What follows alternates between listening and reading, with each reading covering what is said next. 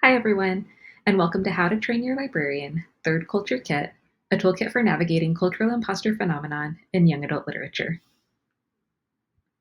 The dream team includes me, Emily Valdez, Alexis Handelman, Michelle Noriega, and Marisa Marquez. We began working together in our first quarter at the iSchool in LIS 570, Research, Assessment, and Design, where we explored strategies library staff use to navigate multicultural titles in library catalogs.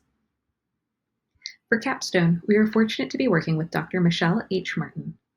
Dr. Martin's expertise in youth literature was a vital resource throughout this process, and she helped connect us with several professionals in the field who could provide input and feedback throughout the project.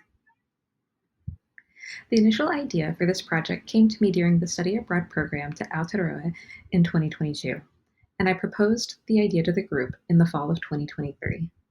The Third Culture Kit explores the landscape of young adult literature published between 2000 and 2024 in search of titles that feature main characters who experience a gap or a disconnect between their racial and/or ethnic heritage and their lived cultural experiences. We went into this project with these initial questions. How many published titles include this cultural identity struggle? How was CIP represented on the page? And how did the characters reconcile their cultural disconnect and gain acceptance, whether that was community or self-acceptance? This project was designed to be a resource for librarians who may be unfamiliar with cultural imposter phenomenon, how it's represented in YA literature, and how it affects teens. Ultimately, this project aims to support third culture teens by connecting them with fictional characters who share their experiences. We intend for this to be an ongoing project that will eventually include more middle grade titles as well. To better understand how CIP is represented in YA literature, we first had to find it. We began by compiling a comprehensive list of books that could potentially feature CIP. From this list, we carefully selected a subset of titles for deeper evaluation and used a custom reading guide that helped us to assess how CIP was explored in each narrative, as well as how appealing we thought the books would be to teens. At the same time, we turned our book list into a searchable database and built a Google site to host it along with the rest of our project. The Google site includes all of the project components. It serves a dual purpose. As the public face of the project, it hosts the toolkit, the associated downloads, and the searchable database and interactive visualizations. It's also a professional resource. It's something we can add to a portfolio for applying to jobs or to further academic programs. We plan to maintain the website and continue to add titles to the database with the intention of eventually coding a database from scratch and moving off of Airtable. We initially entered titles into a Google Sheet, which we then imported into Airtable to create a searchable database and interactive visualizations.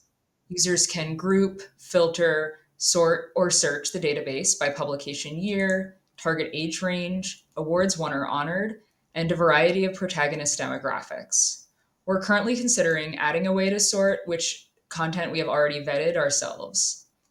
This database then feeds into the interactive visualizations, which will update automatically as we continue to add more titles. Users can see full record details for each title when they click through the list or the visualizer. The toolkit was designed in Canva and explains the importance of CIP, our methodology, and our findings. When designing our visuals, color was a big part of the process as we wanted to make our toolkit inviting. We decided on a pastel color palette with an emphasis on cool blue colors with the hopes to invoke a calming and optimistic reaction. Our cover is meant to reflect our curiosity as library professionals and our desire to help our peers navigate the world of YA literature through a CIP lens. Hence, our dragon mascot, Dreamer, who leads our readers through the toolkit.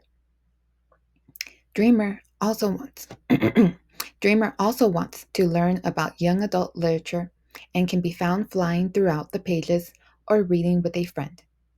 The intended audience are librarians, but we also wanted the overall look to be playful and appealing. Our toolkit includes resources for librarians to talk to teens, as well as parents and colleagues, printable bookmarks, and a list of further reading. Our search for books that address CIP provided a look at what these titles are conveying to readers and provided some insight into representation within them. Most of the titles we found are contemporary fiction novels. Cisgender girls are overwhelmingly represented, with 66 cisgender female main characters, though it should be noted that YA fiction in general sees more female main characters than male. Roughly two-thirds of main characters identified are in the 14 to 17-year-old age bracket, with the remaining split between 10 to 13 and 18 to 21. Of the 87 books in our database, only one is an adoptee story. 48 of the main characters identify as a single race. The majority of those characters are Asian, Pacific Islander, Asian American, followed by Latinx, Hispanic, and Latin American characters. In 2020, the Pew Research Center released a report on immigrant regions of origin, which found that Mexicans and Latin Americans each made up about 25% of the immigrant population in the United States, while Asians made up 28%. 39 of the main characters identify as bi, multi, or mixed race. Of those, 33 of them are white, European American, Caucasian. Our biggest challenge was finding YA titles that feature cultural imposter phenomenon. Unfortunately, there's not a good way to search for CIP using keywords or tagging systems, and many book descriptions do not include character, race, or ethnicity. The only way to really know if a book discusses CIP is to read the book. The titles found in our current database were found in our initial search and are titles we believe have potential to include CIP content. We believe that there is more work to be done on the topic of CIP in YA. One of our initial questions focused on how characters in these books achieved acceptance, but unfortunately we were unable to answer that question given the limited number of titles we were able to read and the wide range of endings that these characters experienced. This is something that could be explored further and potentially broken into focuses on specific race or ethnic groups and what acceptance might look like for each of them.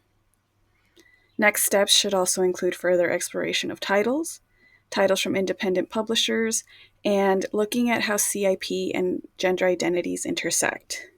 In the long term, we believe that this framework could also be applied to queer and disability studies. Further research into how middle grade books address CIP is also needed. We focused our own research on YA books, but have included middle grade books in the database. And that's all for us. Thank you so much for listening.